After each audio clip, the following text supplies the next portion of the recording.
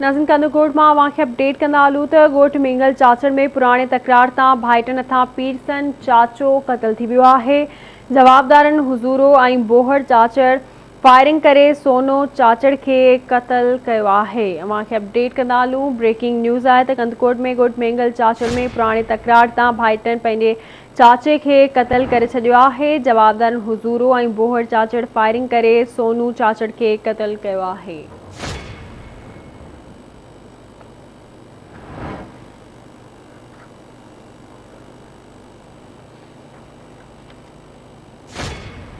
तफ़सील मालूम कंदासीं अहमद अली मुगल खां। जी अहमद, अपडेट कजो।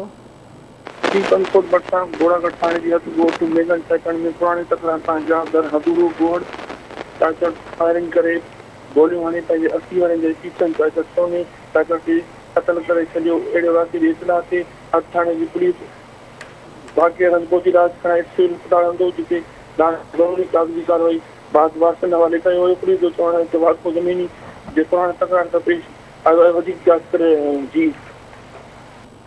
वॾी महिरबानी अवां जी अपडेट करण लाइ।